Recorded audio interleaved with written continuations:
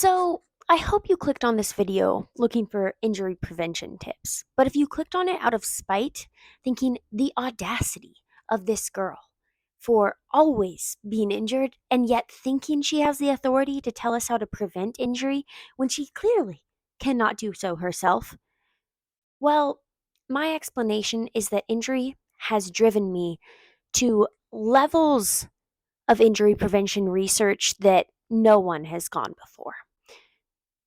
Someone has probably gone there before, but I'm just saying I've gone deep into the research archives and done a lot of independent work to try to figure out how to prevent injuries. And I'm here to share the wealth of my knowledge with you. So, You're welcome. anyways, my first injury prevention tip is the most important thing for all types of injuries: bone, tendon, ligament, muscle. All of them. Just eat enough. I feel like people really try to complicate this and they think, oh, I have to get protein at this time and carbs at this time, and I need these different micronutrients for these purposes. But really, just to eat enough. That is the most important aspect of nutrition. That is the baseline. And from there, you can build and start worrying about your macronutrient breakdown, where you're getting your micronutrients, if you're getting collagen to strengthen your tendons and calcium to strengthen your bones, what your nutrient timing is around your workouts, and then workout specific nutrition. But until you eat enough, that sort of stuff, it just does not have very much of an impact. And I'm not a dietitian, but this is based off of my own personal experience and research, and also working with multiple sports dietitians. So just take it for what it is. I'm not an expert, but this is my opinion. My second tip for injury prevention is to change the stress. So, what you want to avoid with being injured is having to completely remove the stress of running. But when you are running, try to consistently switch it up just a little bit to change that stress.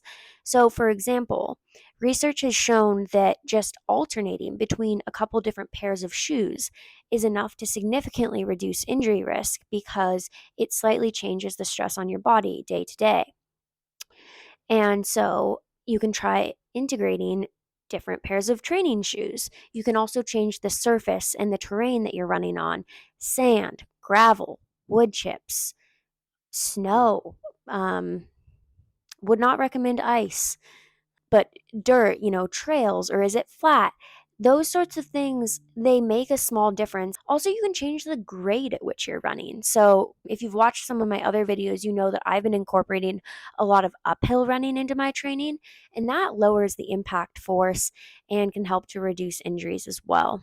My third tip is strengthen your weaknesses. Now, this is something that I have a hard time sticking to. I really like heavy lifting, but doing those smaller, more precise movements has never been my thing, which is why I highly recommend getting the Exact app. Now, this video is sponsored by Exact, so thank you. But I really love this app. It gives you personalized injury prevention strength training through the app and gives you different workouts on different days of the week. And each one is complete with video and written instructions for each exercise. So you make sure you're doing them correctly. The movements are pretty simple. So that really helps me to focus on executing it with correct form, really engaging my core, activating the targeted muscles.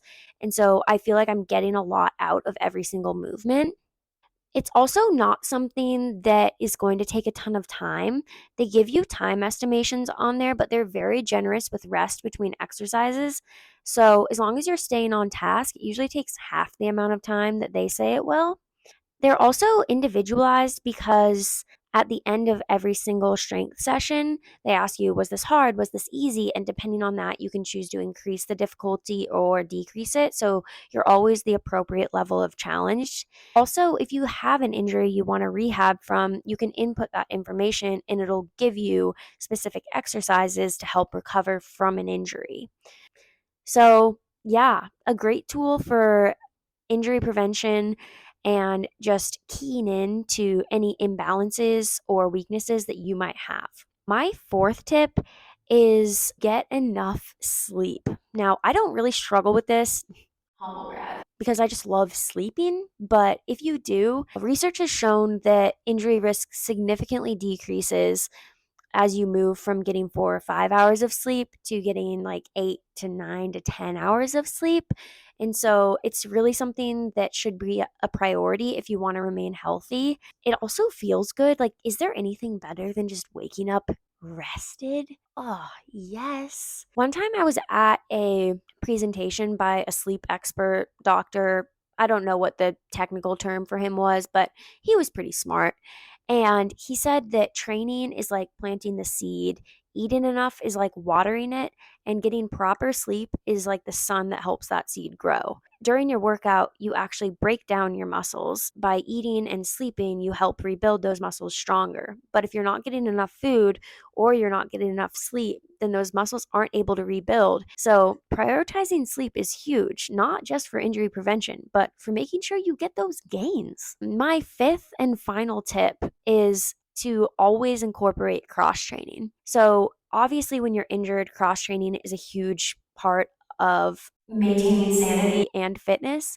But when you're not injured, I think it's also great to reduce running volume by adding cross training to supplement, maybe some easy doubles or a couple easy training days. Add some low impact volume to your week. I find that if I consistently incorporate cross training into my regimen, then if something comes up and I think I need to take a day or two off running, I have a much easier time taking a couple days away from running because cross training doesn't just seem like an injury thing. It's just a training thing.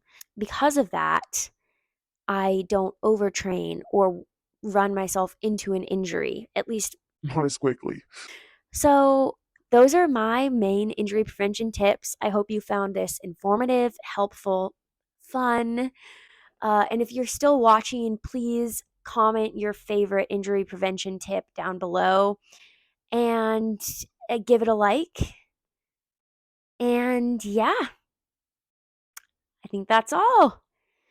So, that's all for now, folks.